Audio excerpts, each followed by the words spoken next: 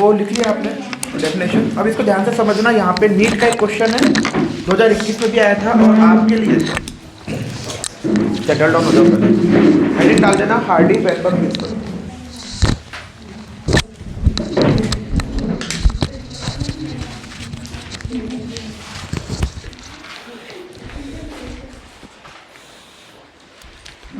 ठीक है, तो हमने लास्ट क्लास में आपका होमोलोगस ऑर्गन, एनालोगस ऑर्गन कर लिए थे, एम्ब्रियोनिकल एविडेंस, नेचुरल सिलेक्शन और आर्टिफिशियल सिलेक्शन, इतना सब हो गया था हमारा। अब हमको पढ़ना है थ्योरी ऑफ इवोल्यूशन। तो तीन अलग अलग साइंटिस्ट थे या तो फिलोसोफर थे जिनने थ्योरी ऑफ इवोल्यूशन दी। सबसे पहला आपका लैंडमार्क है, ठीक है।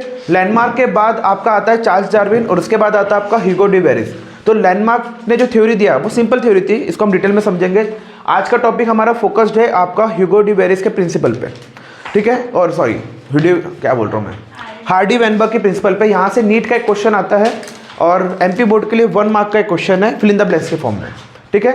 1 वर्ड में नहीं, फिल इन द ब्लैंक्स के फॉर्म में आ रहा है। और नीट 2021 में पूरा क्वेश्चन था आपका 4 मार्क्स का, ठीक है। समझते हैं, छोटा सा न्यूमेरिकल है, इजी भी है। प्रिंसिपल है आपका हार्डी वेनबर्ग प्रिंसिपल। क्या कहता है ये? In a large mating population, in a large mating population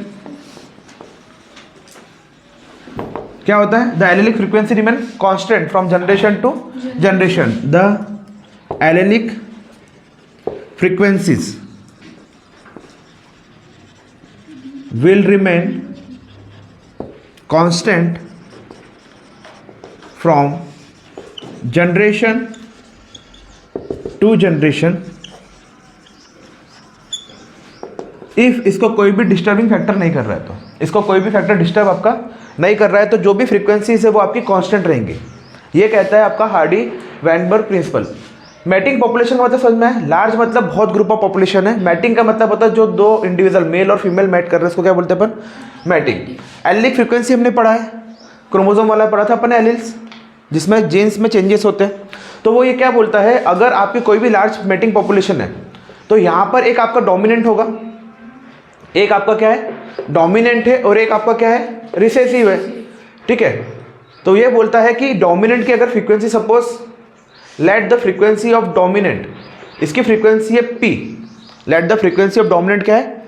P है। सपोज मैंने बोला आपका A कोई कैरेक्टर है, कैपिटल A मतलब क्या हो गया आपका? डोमिनेंट, और स्मॉल a मतलब क्या हो गया आपका? रिसेसिव। तो उसने बोला late the frequency of dominant is P and frequency of recessive is small q। तो क्या बोला उसने? Late the frequency of dominant is P, frequency of recessive आपका क्या हो गया? Q माइनस से। तो ये क्या बोलता है? Total frequency remains constant. Total frequency remains constant मतलब P plus Q is equal to 1। P plus Q is equal to 1। बस छोटा सा स्टेटमेंट है, इसके बाद हमको समझना है। देखो क्या कहता है कि अगर कोई भी आपके कैरेक्टर्स ट्रांसफर हो रहे हैं तो उसमें एक डोमिनेंट होगा, एक क्या होगा आपका? रिसेसिव। एक डोमिनेंट होता है और एक रिसेसिव होता है। तो अपने को पता है कैपिटल ए जहां पर भी आ गया तो डोमिनेंट कौन करने वाला है? ये स्मॉल ए वाला, तो क्या होने वाला आपका? रिसेसिव। तो बोल रहा है कि अगर इसकी फ्रीक्वेंसी P है, समझते हैं फ्रीक्वेंसी वर्ड को भी हम, अगर इसकी फ्रीक्वेंसी P है और इसकी फ्रीक्वेंसी क्या है? Q, तो दोनों का समेशन हमें तो कितना होगा? 1। हमको पता है 1 मतलब होता है 100%। कोई भी कितना भी हो, दोनों मिलकर आगे आखिरी में आपका आउटपुट कितना होगा? 100। तो फ्रीक्वेंसी का मतलब देखो क्या होता है। सपोज मैंने बोला, क्वेश्चन है आपका, let the frequency of dominant gene, let the frequency of dominant gene is 0.6। क्या लिखा है? let the frequency of dominant gene is 0.6। calculate the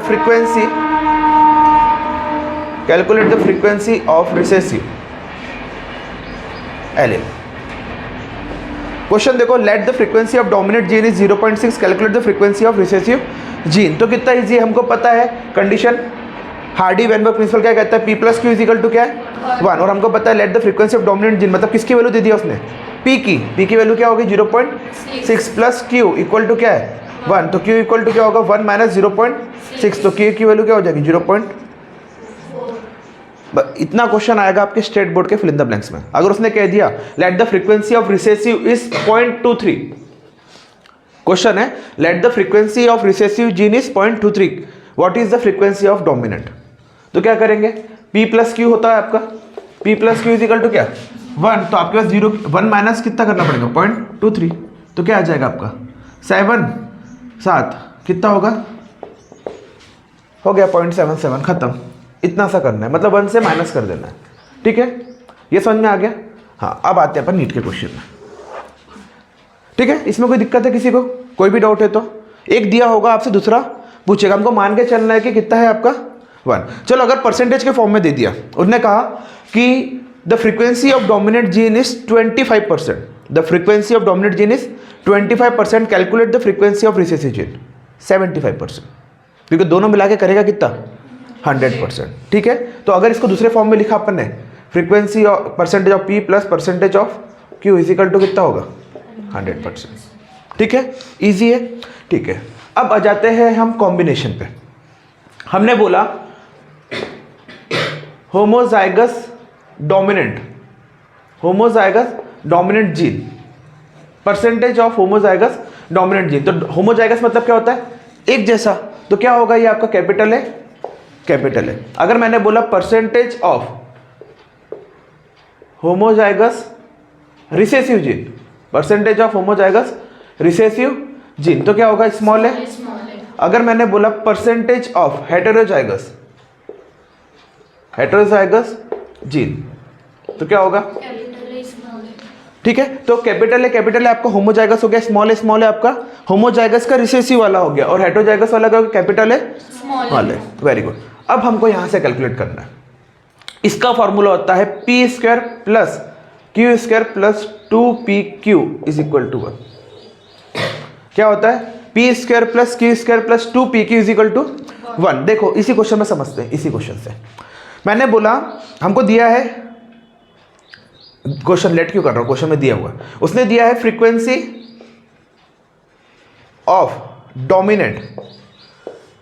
dominant gene जो भी है, इसने क्या दे दिया 0.6, ये दे दिया हमको उसने, calculate frequency of dominant gene is 0.6। उसने बोला कैलकुलेट ये तीनों, calculate percentage of homozygous dominant, percentage of recessive और परसेंटेज ऑफ हेटेरोजाइगस। तो हमको पता है ये अपना क्या है, एक ही वैल्यू दी है, क्या दी है 0.6। तो मेरे को पता है अगर मेरे को निकालना है होमोजाइगस डोमिनेंट क्या हुआ मेरा, कैपिटल है, तो क्या होगा 0.6 इंटू 0.6 ही होगा, वही तो लिखा है पी स्क्वायर, वही तो क्या दिया इक्वल टू पी स्क्वायर, तो क्या हो गया 0.36 आंसर। फिर क्या निकालना अपने को दूसरा, होमोजाइगस का रिसेसिव, क्या होगा आपका क्यू स्क्वायर, मतलब क्या स्मॉल है इंटू स्मॉल है, कितना है इसको माइनस कर देंगे, क्या होगा 0.6 प्लस क्यू इक्वल टू 1, तो क्यू की वैल्यू क्या हो जाएगी 0.4, ये आया हमारा, तो क्या कर देंगे 0.4 इंटू 0.4, तो क्या हो गया 0.16। Very good. और तीसरा निकालना है आपको हेटेरोजाइगस वाला, हेटेरोजाइगस क्या होगा आपका कैपिटल है और स्मॉल है, तो 2 इंटू पी इंटू क्यू, तो क्या होगा 2 इंटू पी कितना है आपका 0.6 इंटू क्यू कितना है 0.4, तो कितना हो गया आपका, पॉइंट को हटा दो पहले, 6 कम 6 12 24 और 2 48 हो गया। अब इस सबको प्लस कर दो, इसको और इसको, तो इक्वल टू कितना होगा 1। ठीक है, कैसे 0.48, इधर देखो आपका 1.16 है, तो ये कितना हो गया 6 और 6 कितना हो गया 12 का 2 कैरी 1, 2 और 3 5,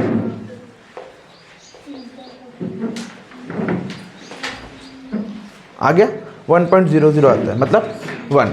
इतना इजी कैलकुलेशन है आपका इसका।